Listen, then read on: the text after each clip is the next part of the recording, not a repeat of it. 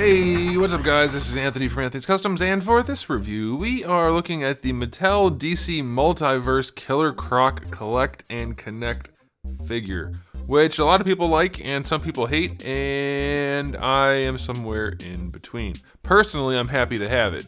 As a reviewer, objectively, there's a buttload of stuff wrong with this.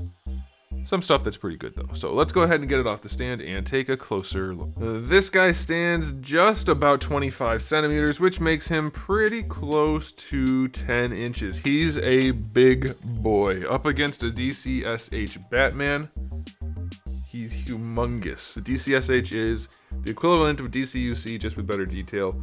He is gigantic compared to Batman.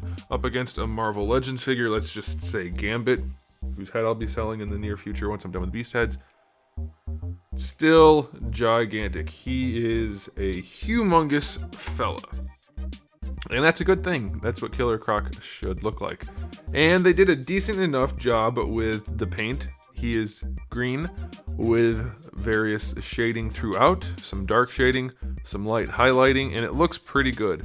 The belt is painted well enough. The pants have a little bit of paintwork on there to make them look like pants. They painted the fingernails, they painted the teeth, the eyes, though the eyes aren't particularly good. All in all, it looks pretty good in that respect. I do wish that the sculpt wasn't perfectly symmetrical for the body. All of his scales are exactly identical on either side, and that throws off a little bit of the appreciation for the sculpt, but most people probably won't notice. The pants are not symmetrical, and they did a good job getting the green parts painted through there, so that's pretty good.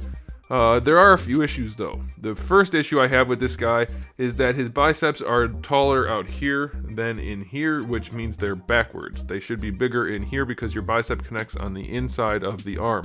So that looks weird. And then the triceps are much the same situation. They are bigger on this side than on this side, on the outside than on the inside, backwards. Whoever sculpted this doesn't know anything about anatomy or just didn't care. Those aren't huge issues though, most people won't notice. What I think people will notice is that he has no back at all. It's like they just decided, nope, we're done sculpting it. Like, he's very girthy, he's clearly very big. In order to be this big, you would have to have some forward and back, some girth this way. He's not girthy enough this way. He looks girthy this way, but then there's nothing happening back here. He's completely flat. This should definitely have some more meat to it.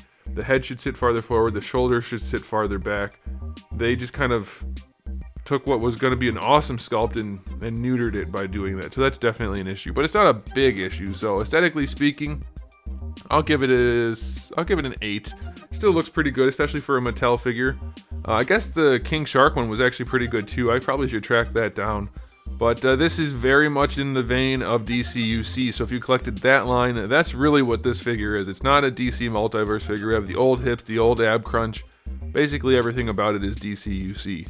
So if you're into that, you're into it. If you're not, well, it's not for you. Knees, everything is DCUC style. No accessories, of course, so 0 out of 10 for that. And then for the articulation, the head can look up a little bit.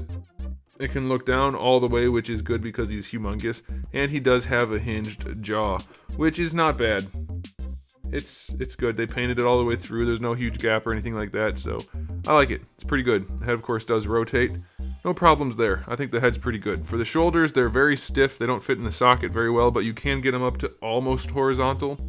You could probably go a little farther if you force it, but you're definitely grinding this on this, so be careful with that. Rotation is also good, except it sticks out so far that when you rotate it, you're gonna have to be aware of where you are on the figure, but it's okay.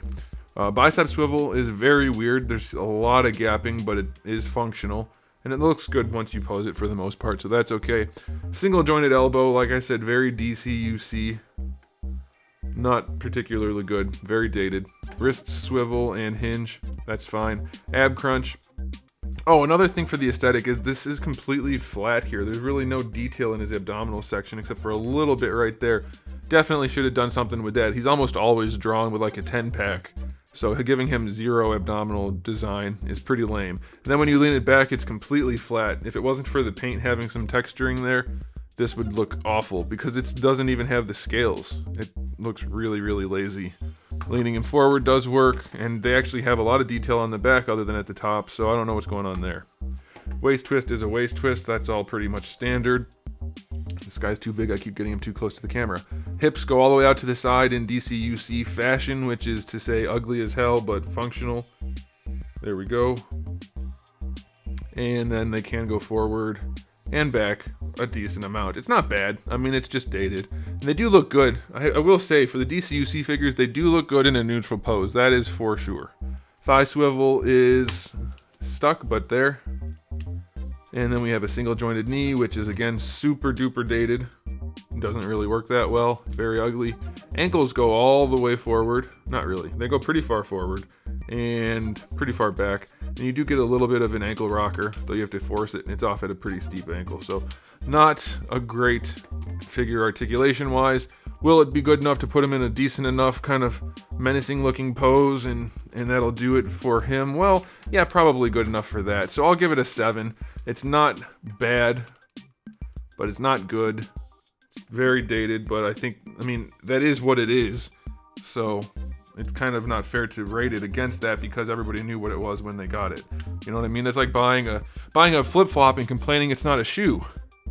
It's a flip-flop. It's not going to be a shoe. This guy's not a modern action figure. He's an old action figure, just being sold currently. So, I don't know. That's how I look at it anyway. Nobody buys a DCUC figure nowadays and expects it to be contemporary. Anyway, final verdict on this guy. I'm going to give it a 7. It's big. It's well enough painted. It's going to look good enough on your shelf, but it's definitely not as impressive as it easily could have been without it costing them really anymore. So it's kind of a bummer, but it's still cool enough. I'm happy to have, personally, I'm very pleased with it. I mean, I enjoy it, but I do wish it was better for a few reasons, as I mentioned in the review. So there it is, guys. Thanks for watching. If you enjoyed this video, please do give it a thumbs up, and if you didn't, go ahead and give it a thumbs down. But I do have new videos up just about every single day, so make sure you come back for that. And in the meantime, keep collecting.